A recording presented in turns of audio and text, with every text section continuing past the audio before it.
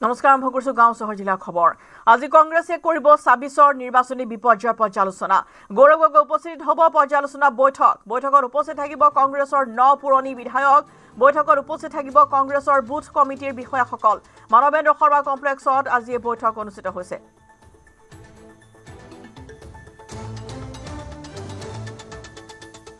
দুপৰীয়া ১ বজাৰ পৰা মানৱেন্দ্ৰ শৰ্মা কমপ্লেক্সত এই পৰ্যালোচনা বৈঠকৰ আয়োজন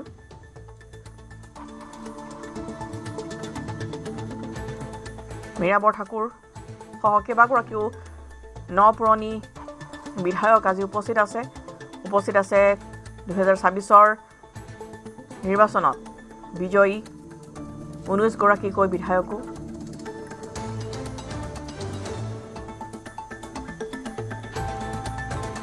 কংগ্ৰেছ দলে যোৱা বিধানসভা নিৰ্বাচনৰ ফলাফল যথেষ্ট গুৰুত্ব সহকাৰে লৈছে গোটেই নিৰ্বাচনৰ ফলাফলৰ নৈতিক দায়িত্ব প্ৰদেশ কংগ্ৰেছৰ সভাপতি হিচাপে মই স্বীকাৰ কৰিছোঁ দলৰ কেন্দ্ৰীয় নেতৃত্বক তেওঁলোকক আহ্বান জনাইছোঁ যে তেওঁলোকে পৰৱৰ্তী দিনত আমাৰ সাংগঠনিক ভেটিত বা আমাৰ ৰণসকলৰ ক্ষেত্ৰত যি তেওঁলোকে পৰামৰ্শ দিয়ে সেই পৰামৰ্শখিনি আমি মানি ল'ম আৰু সামূহিকভাৱে ৰাইজৰ পৰা আমি কেনেদৰে পৰৱৰ্তী দিনত ৰাইজৰ পৰামৰ্শ আমি ল'ব পাৰোঁ ৰাইজৰ ওচৰত নতুন দিশে আমি কেনেদৰে সংযোগ সৃষ্টি কৰি ৰাইজৰ পৰামৰ্শ লৈ আমি আগবাঢ়ি যাব পাৰোঁ অসমৰ জ্বলন্ত সমস্যা এতিয়াও আছে আমি ৰাইজৰ সমস্যা ভালদৰে আমি কেনেদৰে তেওঁলোকৰ কথাবোৰ উপস্থাপন কৰিব পাৰোঁ গোটেইখিনি কথা লৈ এটা ব্যাপক আমাৰ আত্মমন্থন লগে লগে সাংগঠনিক সাল সলনিৰ প্ৰক্ৰিয়া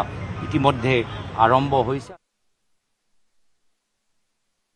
ওলাই অহাৰ পাছতে কম এতিয়া আমি পৰ্যালোচনা কৰি বিভিন্ন সমষ্টি কি ফেচ কৰিলে তাৰ ওপৰত কোৱা হ'ব এতিয়া মই ক'ব নোৱাৰিম কাৰণ পৰ্যালোচনা নোহোৱাকৈ মই নাওবৈচাতো ক'ব পাৰিম আপোনাক নাওবৈচাত লাগিলে কওঁ আৰু নাওবৈচাৰ ফলাফল ভাল হ'ল কিন্তু বাকী চুবুৰীয়া সমষ্টিসমূহৰ আপুনি যদি লখিমপুৰ জিলাখনৰ কথাই চাবলৈ যোৱা হয় তেতিয়াহ'লে বাকীকেইটা সমষ্টিত কিন্তু সেই ফলাফল দেখিবলৈ আশা কৰা হিচাপে হোৱা নাই কোনবোৰ কাৰকে আচলতে ফেক্টৰ হৈ আমি আলোচনাত যিখিনি ওলাব আপোনাক আহি আমাৰ প্ৰদেশ কংগ্ৰেছৰ সভাপতিও ক'ব দৰকাৰ হ'লে মোক খুজিলেও মই ক'ম এই মুহূৰ্তত আটাইতকৈ চলি থকা চৰ্চাটো হৈছে মাথোন ১৯ গৰাকী বিধায়কৰ এগৰাকী হিন্দু বিধায়ক আৰু সেইগৰাকী বিধায়কে এতিয়া কংগ্ৰেছত থাকিবনে নাই বিজেপি তেখেতসকল নিব নেকি এই ধৰণৰ কথাসমূহো চৰ্চা আহিছে এতিয়া চৰ্চাটো আহিব লগা নাই মই অলৰেডি কৈছোৱেই মোৰ আত্মাটো কংগ্ৰেছতে আছে শৰীৰটো কংগ্ৰেছতে থাকিব মৰিলেহে যাব ক'ৰবালৈ আৰু নাওবৈচা বিধায়ক জয়প্ৰকাশ দাস আৰু সমান্তৰালভাৱে কংগ্ৰেছৰ বুথ কমিটিৰ বিষয়াসকলো আজি বৈঠকত উপস্থিত থাকে আৰু ইতিমধ্যেই নৈতিক দায়িত্ব এই পৰাজয়ৰ স্বীকাৰ কৰিছে প্ৰদেশ কংগ্ৰেছৰ সভাপতি গৌৰৱ গগৈয়ে যিহেতু যোৰহাটতো শোচনীয় পৰাজয় গৌৰৱ গগৈৰ আৰু সমান্তৰালভাৱে ২৬ৰ এই বিপৰ্যয়ৰ পৰ্যালোচনা আজি কৰা হৈছে ৯ পুৰণি বিধায়কসকল আজি উপস্থিত আছে নতুন বিধায়কসকলো আজি উপস্থিত আছে এইখন বৈঠকতেই সমান্তৰালভাৱে আনকে বিষয় চৰ্চালৈ আহিছে য'ত ৰাইজৰ দলে তৃতীয় মৰ্চা গঠনৰ এটা কুচকাৱাজ চলাইছে আৰু কংগ্ৰেছৰ সৈতে মিত্ৰতা ভংগৰ এটা ইংগিত প্ৰদান কৰিছে অখিল গগৈয়ে গৌৰৱ গগৈৰ আৰু অখিল গগৈৰ মাজতো তেনেধৰণৰ এটা সংঘাত দেখিবলৈ পোৱা গৈছে দুপৰীয়া ১ বজাৰ পৰা এই বৈঠক ইতিমধ্যে অনুষ্ঠিত হ'ল মানৱেন্দ্ৰ শৰ্মা কমপ্লেক্সত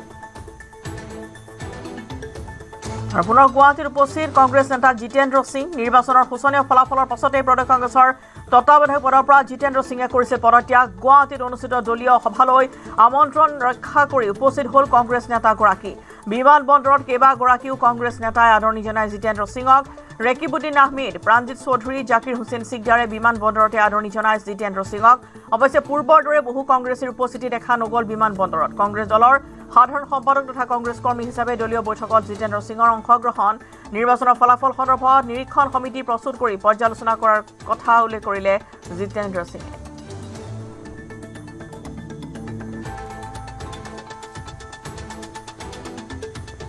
আৰু পৰ্যালোচনা বৈঠকখনৰ ওপৰত শেহতীয়া আপডেট কিছু আমি লাভ কৰি আমাৰ জ্যেষ্ঠ সাংবাদিক বলেন ভট্টাচাৰ্যৰ পৰা বলেন ইতিমধ্যে পৰ্যালোচনা বৈঠক অনুষ্ঠিত হৈ গৈছে আৰু নিৰ্বাচনী বিপৰ্যয়ৰ যি নৈতিক দায়িত্ব স্বীকাৰ কৰিছে গৌৰৱ গগৈ নিশ্চয়কৈ এই মুহূৰ্তৰ আটাইতকৈ গুৰুত্বপূৰ্ণ বিষয় প্ৰদেশ কংগ্ৰেছে আৰম্ভ কৰিছে পৰ্যালোচনা বৈঠক 126টা বিধানসভা সমষ্টিতে আচলতে পৰ্যালোচনা কৰিছে তেওঁলোকে কিদৰে এই বিপৰ্যয়ৰ মুখামুখি সন্মুখীন হ'ব লগা হ'ল মাথোন 19টা সমষ্টিতে কিদৰে থমকি ৰ'ব লগা হ'ল এই গোটেই বিষয়সমূহ চাইছে কিন্তু দেখিবলৈ পোৱা গৈছে প্ৰদেশ কংগ্ৰেছৰ সভাপতিগৰাকীয়ে যি পৰ্যালোচনা বৈঠকত অংশ লোৱাৰ পূৰ্বে সংবাদ মাধ্যমৰ সন্মুখত এই গোটেই পৰ্যালোচনাৰ আঁৰৰ বা সন্মুখত তেখেতে মন্তব্য আগবঢ়াইছে যে ইভিএমকে দোষী সাব্যস্ত কৰিব বিচাৰিছে অৰ্থাৎ ইভিএমৰ বিসংগতিৰ বাবেহে যে নিৰ্বাচনী ফলাফল কংগ্ৰেছৰ বিপৰ্যয় এই পৰ্যায়ত এই কথাখিনি তেখেতে প্ৰাকে প্ৰকাৰে বুজাবলৈ চেষ্টা কৰিছে তেখেতে কৈবলৈ চেষ্টা কৰিছে যিদিনাখন ভোট গ্ৰহণ হৈছিলে সেইদিনাখন যিটো ইভিএমত 94% বেটাৰী আছিলে অৰ্থাৎ সেই একেটা ইভিএমেই কিন্তু যিদিনাখন ভোট গণনা হৈছিলে সেই একেটা ইভিএমতে মাথোন 6% হে বেটাৰীৰ চাৰ্জ হ্ৰাস হৈছে অৰ্থাৎ 94% চাৰ্জ আছিলে সেই নিৰ্দিষ্ট ইভিএমত আৰু প্ৰাকে প্ৰকাৰে তেখেতে ক'ব বিচাৰিছে এইদৰে পৃথিৱীত এনেকুৱা কি ধৰণৰ বস্তু আছে য'ত নিৰ্দিষ্ট সেই দিনটোতে থকা সেই চাৰ্জ অন্তিম দিনৰ সেই সময়লৈকে সেই একেটা চাৰ্জ হৈ থাকে অৰ্থাৎ ইভিএমৰ বিসংগতি ইভিএমলৈ দোষ ঠেলি গোটেই নিৰ্বাচনী পৰ্যালোচনা এতিয়া কংগ্ৰেছৰ তৰফৰ পৰা তেখেতসকলে সেই ধৰণে কৰিব বিচৰা দেখিবলৈ পোৱা গৈছে একেদৰে দেখিবলৈ পোৱা গৈছে নৱনিৰ্বাচিত বিধায়ক নুৰুল হুদায়ুছ সুভান আলী চৰকাৰ প্ৰাক্তন বিধায়িকা শিৱামণি বৰা একেটা সুৰতেই সুৰ মিলাই তেখেতসকলে এই ধৰণৰ ভাষ্যসমূহ আগবঢ়াইছে দুৰ্লভ চমুৱাই পৃথক ধৰণে উল্লেখ কৰিছে দলৰ সাংগঠনিক ভেটি মজবুত নোহোৱাৰ কথাখিনি তেখেতে স্পষ্টকৈ উল্লেখ কৰিছে গতিকে দেখিবলৈ পোৱা গৈছে যিমানেই দলৰ তৃণমূল পৰ্যায়ৰ নেতাসকলৰ ক্ষোভ অসন্তুষ্টি ক্ষোভ অখিল গগৈ যি ধৰণৰ মন্তব্যসমূহ আগবঢ়াইছিলে গৌৰৱ গগৈ আচলতে ৰাইজৰ সন্মুখলৈকে নাযায় সাধাৰণ কৰ্মীসকলে লগ দিবলৈ ইচ্ছা নকৰে এই ধৰণৰ যিসমূহ কথা বতৰা সেইসমূহৰ পৰা সম্পূৰ্ণ আঁতৰত গৈ এতিয়া প্ৰদেশ কংগ্ৰেছৰ সভাপতিগৰাকীয়ে মন্তব্য কৰিছে যে ইভিএমৰ থকা বেটাৰী চাৰ্জক লৈ তেখেতে প্ৰশ্ন উত্থাপন কৰিছে অৰ্থাৎ পাকে প্ৰকাৰে তেখেতসকলক বুজাবলৈ চেষ্টা কৰিছে ইভিএমৰ বিসংগতি ইভিএমলৈ দোষ ঠেলি গোটেই নিৰ্বাচনী প্ৰক্ৰিয়াটোৰ যি ধৰণৰ বিপৰ্যয় দুৰাৱস্থা হ'ল সেই দুৰাৱস্থাৰ কথাখিনি তেখেতসকলে সেই ধৰণে প্ৰতীয়মান কৰিবলৈ ৰাইজক এতিয়া ৰাইজৰলৈ সেই বাৰ্তা প্ৰেৰণ কৰিবলৈ চেষ্টা চলোৱা হৈছে গতিকে এয়া আচলতে কিমান যথোচিত কাৰণ ইয়াৰ পূৰ্বে দেখিবলৈ পোৱা গৈছে 2016 চনৰ পৰা অহা প্ৰতিটো নিৰ্বাচনতে আচলতে কংগ্ৰেছ বিপৰ্যয়ৰ সন্মুখীন হৈছে তাৰ পিছতো তেওঁলোকৰ এই ধৰণৰ কিছু ক্ষুদ্ৰ চিন্তাধাৰাৰে তেখেতসকলে দোষ খেলাৰ চেষ্টা কৰা হয় কিন্তু সংগঠনলৈ গুৰুত্ব নভৰাই যদি সেয়াই হয় এইবাৰৰ পুনৰ যদি তেখেতসকলৰ সেয়াই দৃষ্টিভংগী হয় তেতিয়াহ'লে পৰৱৰ্তী সময়ছোৱাত এই ৰাজনৈতিক দলে কিদৰে আচলতে সংগঠন বৃদ্ধি কৰিব তাত কিন্তু প্ৰশ্ন থাকি যাব বলেন নিশ্চয়কৈ ৰকিবুল হুছেইনকে আদি কৰি বহুকেইগৰাকী জ্যেষ্ঠ কংগ্ৰেছে কিন্তু 60ৰ পৰা 17খন আসন তেওঁলোকে প্ৰাক নিৰ্বাচনী যি আচলতে বৈঠক হৈছিল তেতিয়া তেওঁলোকে উল্লেখ কৰিছিল যে 60ৰ পৰা 17খন আসন তেওঁলোকে এবাৰ নিৰ্বাচন লাভ কৰিব তাৰপিছতে এতিয়া শোচনীয় পৰাজয়ৰ পিছতে ইভিএম বিসংগতিৰ কথা কোৱাটো যথেষ্ট হাস্যকৰ সেই সময়ছোৱাতে আচলতে পূৰ্বানুমান কৰিছিল বিজেপিৰ বহু নেতাসকলে সেই ধৰণে যেতিয়াই কংগ্ৰেছৰ চৰকাৰ হ'ব বুলি কোৱা হৈছিলে দিছপুৰৰ মজনদ দখল কৰিব বুলি কোৱা হৈছিল তেখেতসকলে মন্তব্য বাৰম্বাৰ প্ৰকাশ কৰিছিলে সেই সময়ত বিজেপিৰ যিসকল নেতা তেখেতসকলে উল্লেখ কৰিছিলে যে গোটেই যদি এই নিৰ্বাচনৰ ফলাফল সেই ধৰণৰ হয় বা তেখেতসকলে ভবাৰ ধৰণে যদি ফলাফল নহয় তেতিয়াহ'লে তেখেতসকলে ইভিএমক দোষী সাব্যস্ত কৰিব অৰ্থাৎ গোটেই বিষয়টো এটা তৰল এটা ভ্ৰান্ত ধাৰণা ৰাইজক দিবলৈ চেষ্টা কৰিব বুলি তেখেতসকলে মন্তব্য কৰি আহিছিলে গতিকে সেই ছবিখনে আজিও অনুমান কৰিব পৰাৰ ধৰণে তেখেতসকলে স্পষ্ট কৰিছে যে সেই ধৰণে তেখেতসকলে কথাখিনি ৰাইজৰ মাজলৈ নিবলৈ চেষ্টা কৰা হৈছে গতিকে এয়া যদি হয় তেতিয়াহ'লে ভৱিষ্যত দিনত আচলতে এতিয়া কোনবোৰ দিশত আচলতে খুটি নাতি ৰৈ গৈছে কোনবোৰ দিশত আচলতে কৰিবলগীয়া কাম আছিলে কোনবোৰ দিশে আচলতে বিজেপি মিত্ৰজোঁটক এডভান্টেজত ৰাখিছে এই কথাসমূহৰ পৰ্যালোচনা কৰা সময় কাৰণ অনাগত দিনত যদি তেখেতসকলে এই দিছপুৰৰ শাসকীয় দলটোক উফৰাবলৈ তেখেতসকলে চেষ্টা কৰা হয় বা শাসকীয় দলটোক তেখেতসকলে উফৰাবলৈ লক্ষ্য কৰে তেতিয়াহ'লে তেখেতসকলে এই কথা বতৰাসমূহৰ পৰা আঁতৰত গৈ কি ধৰণৰ কথা বতৰাৰ প্ৰয়োজনীয়তা আছে এই কথাসমূহৰ চিন্তা চৰ্চাৰ প্ৰয়োজন আছে কিন্তু সেই কথাসমূহৰ পৰিৱৰ্তে যদি তেখেতসকলে এই ধৰণৰ তৰল কিছু চিন্তাধাৰাত ব্যস্ত থাকে তেতিয়াহ'লে সংগঠন কোন দিশলৈ ঢাল খাব সেয়াও কিন্তু লক্ষণীয় হৈ পৰিছে ধন্যবাদ আপোনালৈ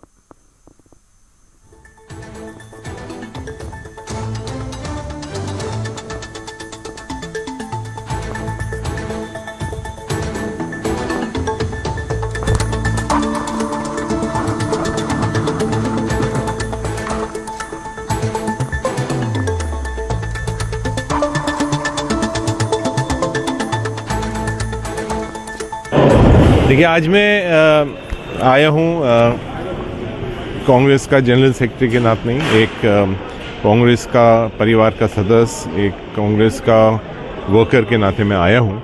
आज सभी हमारे जो कैंडिडेट्स जो लड़े थे, जिसमें जो जीते भी हैं और जो हारे भी हैं, उनसे हम मिलकर बैठ के बात करेंगे। जिला कांग्रेस कमेटी के अध्यक्ष भी बुलाए हैं और आगे हमें क्या करना है। जनता ने हमें वोट दिया है, ज़रूर जो रिज़ल्ट्स आए हैं वो हमारे वो अच्छे नहीं आ पाए, लेकिन जो जनता का वोट दिया है, जो कांग्रेस पार्टी के ऊपर विश्वास किया है, उस पर हम खरा उतरेंगे। अब तो रिजाइन भी, हाँ, मैंने अपना इस्तीफा दे दिया। सर उसका कारण क्या हम बोलना चाहेंगे सर, वो जो रिजल्ट के बारे में? रिजल्ट के बारे में कारण के ऊपर देखिए, अभी एक जांच कमेटी मुझे लगता है कि जल्दी बनेगी, माननीय कांग्रेस अध्यक्ष बनाएंगे, उससे बात निकल के आएगी क्या है। গৌৰৱ গগৈ চেলেঞ্জ কৰিবলৈ সাজু হৈছে অখিল গগৈ। শীঘ্ৰে কংগ্ৰেছৰ সৈতে মিত্ৰতা ভংগ কৰিব অখিল গগৈয়ে। কংগ্ৰেছক বাদ দি অখিলৰ নেতৃত্বৰ ৰাজ্যত গঠন হ'ব তৃতীয় মৰ্চা। আপ, টিএমচি আৰু কেইবাটাও আঞ্চলিক দলক লৈ গঠন হ'ব তৃতীয় মৰ্চা। 29ত কংগ্ৰেছ আৰু বিজেপিৰ বিৰুদ্ধে নিৰ্বাচন খেলিব তৃতীয় মৰ্চাই। তৃতীয় মৰ্চাৰ প্ৰথম লক্ষ্য হ'ব ধুবুৰী লোকসভা সমষ্টি। ৰাইজৰ দলৰ বৈঠকৰ গোপন তথ্য ৰাজহুৱা কৰিলে আব্দুৰ ৰছিদ মণ্ডলে।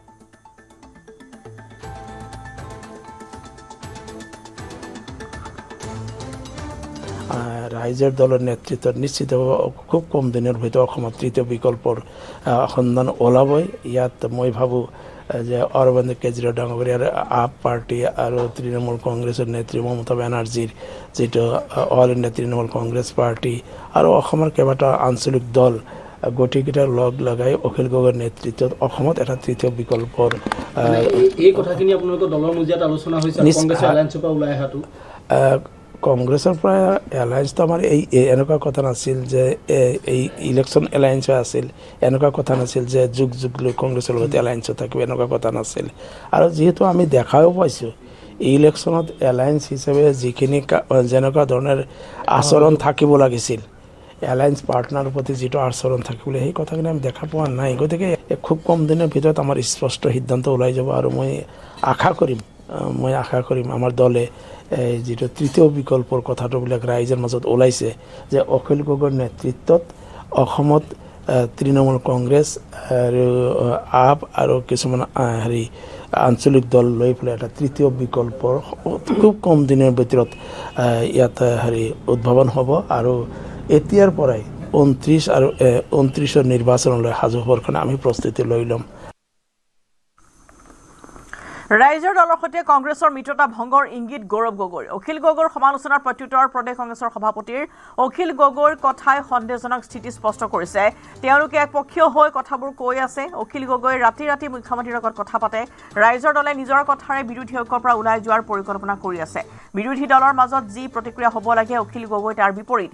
কেৱল আমাৰ কথাই নহয়, সকলো দলৰ সভাপতিৰ কথা কৈ আছে। অসমত দুজন ৰাজনৈতিক নেতা আছে। হিমন্ত বিশ্ব শৰ্মাই যেনেদৰে আওপকীয়াকৈ কথাবোৰ কয়, অখিল গগৈয়েও তেনেদৰে কথা কয় বুলি মন্তব্য কৰিলে গৌৰৱ গগৈ।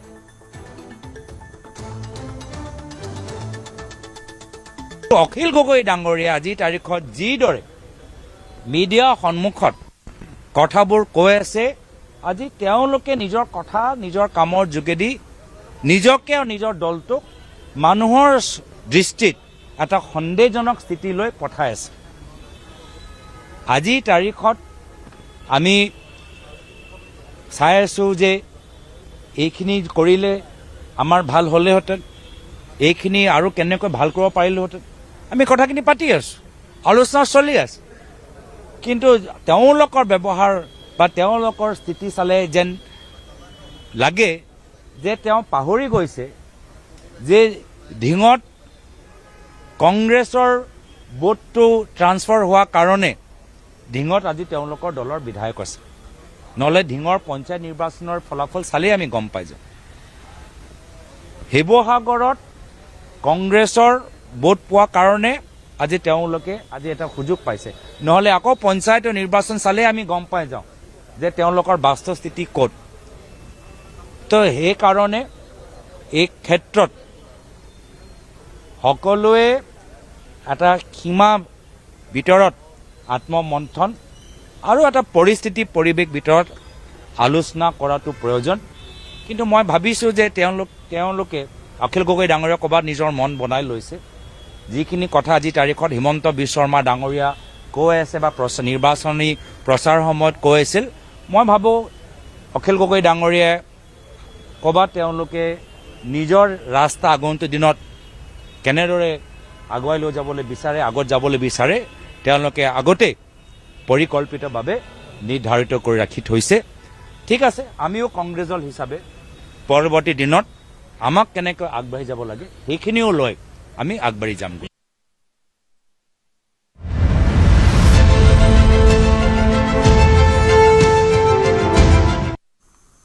ইতিহাস ৰচি আজি প্ৰথমবাৰলৈ পশ্চিমবংগত শপত ল'লে বিজেপি চৰকাৰে।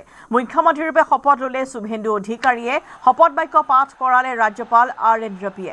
কেন্দ্ৰীয় গৃহমন্ত্ৰী অমিত শ্বাহৰ উপস্থিতিত অনুষ্ঠিত বৈঠকত শুভেন্দু অধিকাৰীক নিৰ্বাচিত কৰা হয় বিধায়িনী দলৰ নেতা। কলকাতাৰ ব্ৰিগেড পেৰেড গ্ৰাউণ্ডত প্ৰধানমন্ত্ৰী নৰেন্দ্ৰ মোদীৰ উপস্থিতিত মুখ্যমন্ত্ৰীৰূপে শপত লয় শুভেন্দু অধিকাৰীয়ে। শপত গ্ৰহণ অনুষ্ঠানত উপস্থিত থাকিয়ে কেন্দ্ৰীয় গৃহমন্ত্ৰী অমিত শ্বাহকে ধৰি কেইবাগৰাকীও কেন্দ্ৰীয় মন্ত্ৰী তথা বিজেপিৰ শীৰ্ষ নেতৃত্বৰ লগতে বিজেপি শাসিত ৰাজ্যৰ মুখ্যমন্ত্ৰী। শুভেন্দু অধিকাৰীসহ 5 গৰাকী বিজেপি নেতাই কেবিনেট মন্ত্ৰী হিচাপে লয় শপত পাঠ। কেবিনেট মন্ত্ৰী হিচাপে শপত ল'লে অগ্নিমিত্ৰ পাল, অশোক কীৰ্তনিয়া, ক্ষুদিৰাম টুডু আৰু নিশীথ প্ৰামাণিকে। জনসংঘৰ প্ৰতিষ্ঠাপক ডক্টৰ শ্যামা প্ৰসাদ মুখাৰ্জীৰ জন্মভূমিত প্ৰথমগৰাকী বিজেপি মুখ্যমন্ত্ৰী হ'ব শুভেন্দু অধিকাৰী।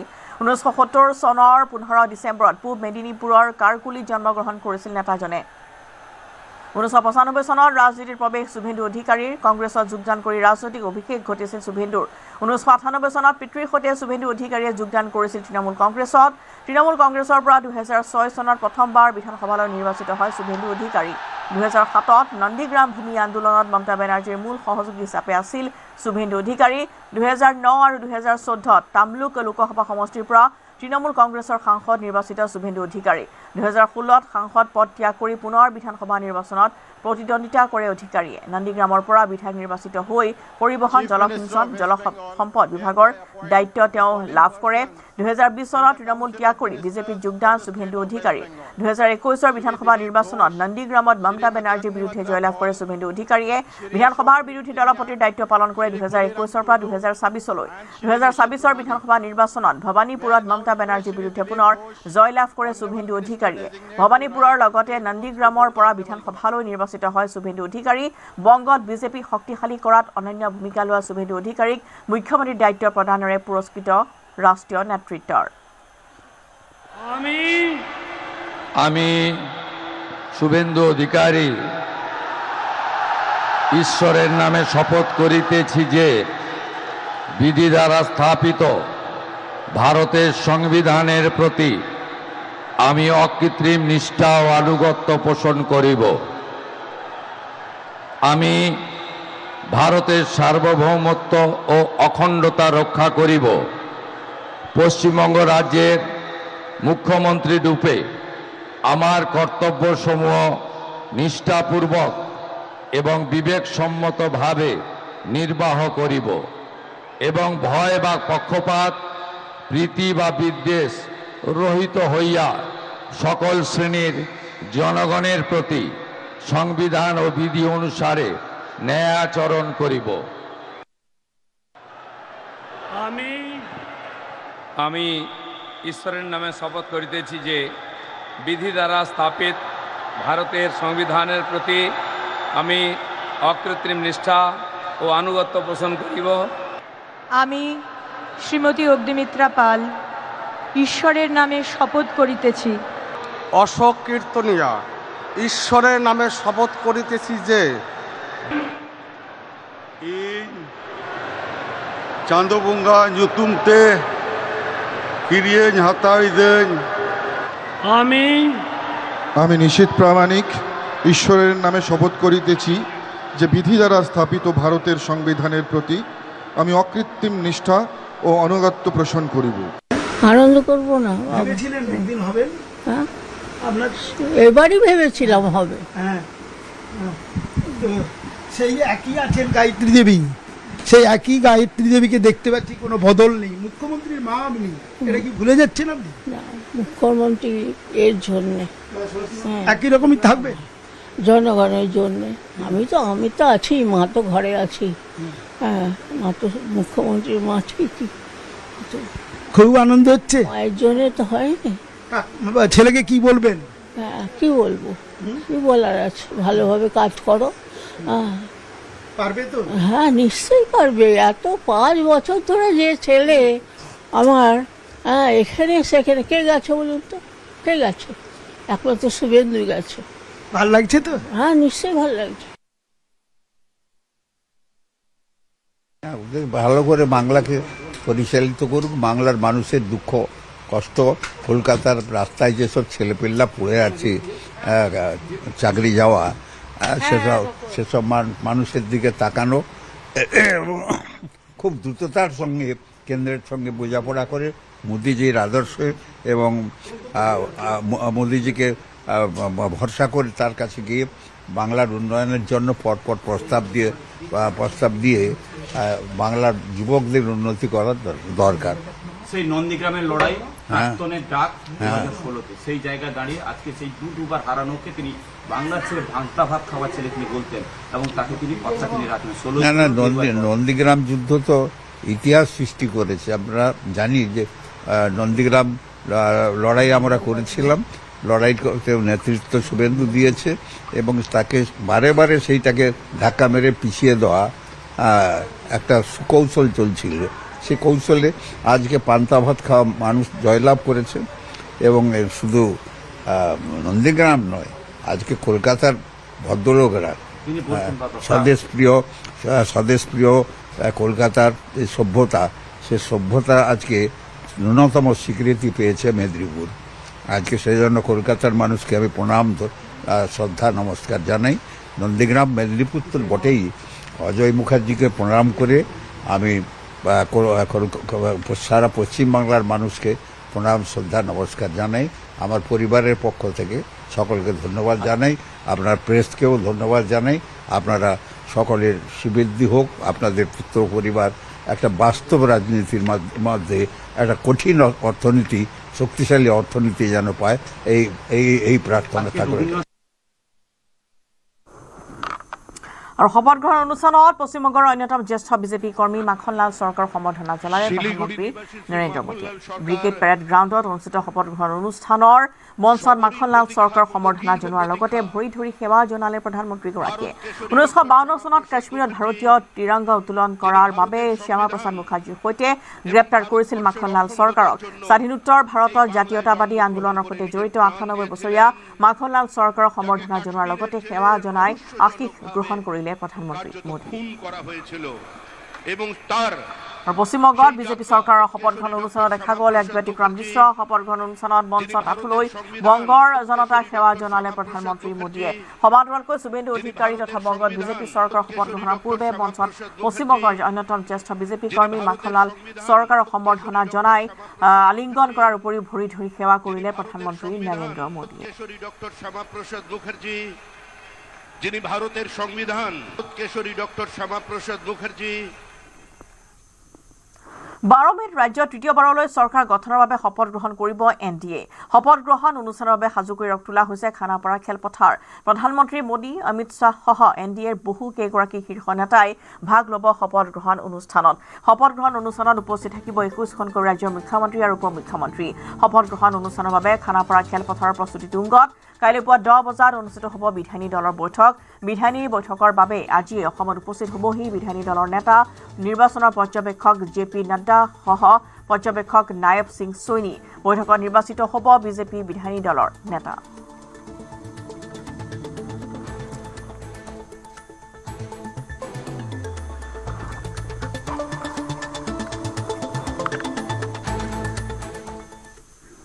আমি ইয়াৰ লগতে সামৰিছোঁ গাঁও চহৰ জিলা খবৰ। নমস্কাৰ।